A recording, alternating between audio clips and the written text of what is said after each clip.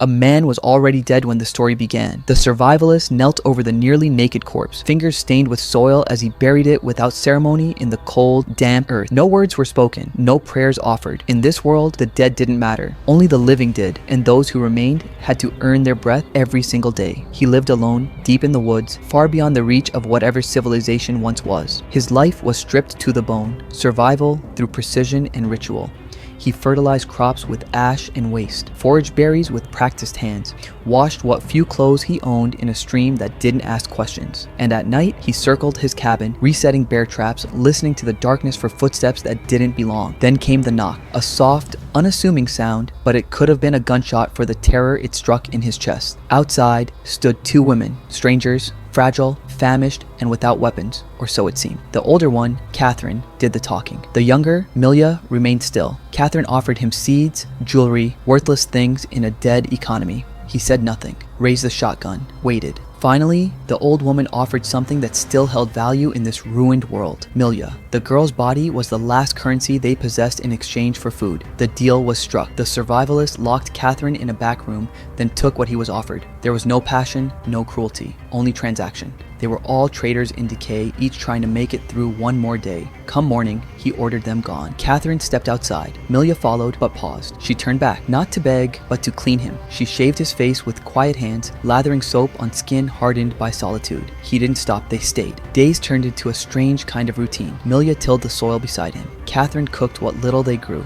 At night, the girl lay beside him, silent, mechanical, surviving. Yet beneath this fragile rhythm, something darker fermented. Catherine whispered to her daughter in the dim firelight. They were burning through food too fast.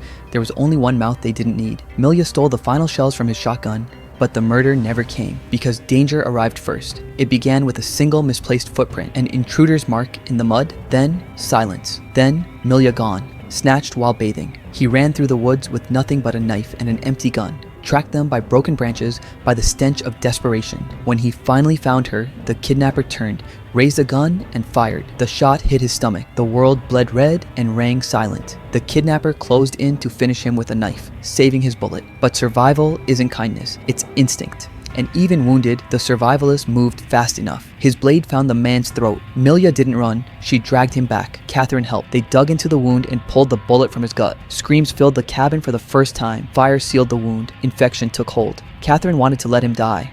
Milya didn't. She nursed him, changed his dressings, held him when the fevers came. And slowly, impossibly, he returned to life.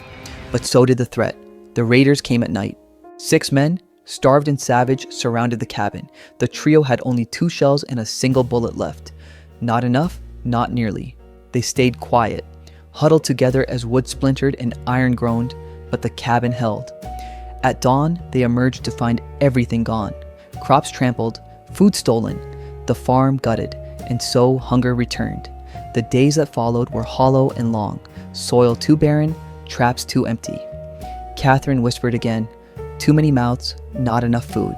And this time, Milya agreed. That night, Milya cooked the mushrooms. Catherine never tasted deception until the sickness came. Her eyes widened, her stomach heaved, and she knew Milya had chosen the man over her mother. In those final moments, Catherine said nothing cruel.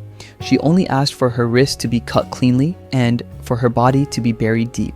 The survivalist obeyed, and when he returned from the grave, he held 2 rabbits, caught just minutes too late. The rabbits were still warm when he brought them inside. 2 lives, enough for 3 people, if Catherine had still been breathing, but the earth had already closed over her. Her body lay among the rows of spoiled crops beneath the same soil she once tilled. Milya said nothing, but the survivalist didn't press.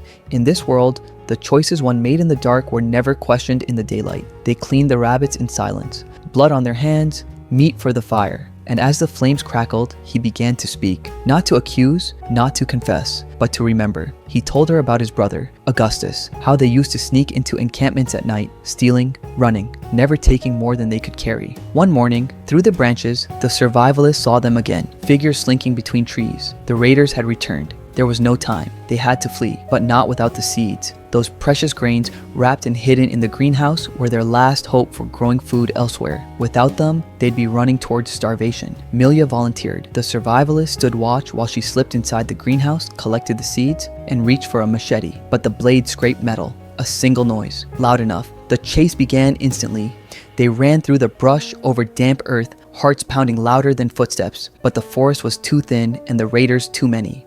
They were surrounded within minutes. The survivalist froze, and for a moment, he wasn't in the woods anymore. He was with Augustus again, hearing the scream echo through the trees, feeling the weight of a choice pressing against his spine. There would be no escape for both of them. He turned to Milia and spoke one word, Augustus. Then he told her to run. He pulled the harmonica from his coat, the same one he played in quieter days. One of the raiders found her trail, but she led him into a trap. A rusty bear trap clamped around his leg with a sickening snap. She didn't look back. Meanwhile, the survivalist readied his final shot. He waited until the first man stepped into view. The shotgun roared and the raider fell, but there were too many. One raised a crossbow. The bolt pierced his chest. He collapsed. The raiders descended on his body, stripping it for anything useful. Beside him, they had built a fire. A spit rotated slowly over the flames. The wood used for it was from the remains of his cabin. And Milia, she didn't stop running. Her feet blistered, her legs raw. She moved like a ghost, a shadow against the trees until the forest gave way to fencing. Barbed wire glinted in the sunlight. Beyond it, watchtowers, walls, and people. Real people. Guards with rifles. Structures with roofs. Civilization or something like it. She approached the gate. A guard stepped forward. She offered him her machete and her bag, wordlessly. As if to say, I'm done running, the guard disappeared. Milia looked to another, a woman with tired eyes, and asked what happened next. There'll be a vote, the guard said, to decide if you stay. Milia nodded. The woman noticed her swollen belly. Do you know what you'll call it? Milia looked away. For a moment, she said nothing. Then, if it's a boy, the rest hung in the air, unfinished.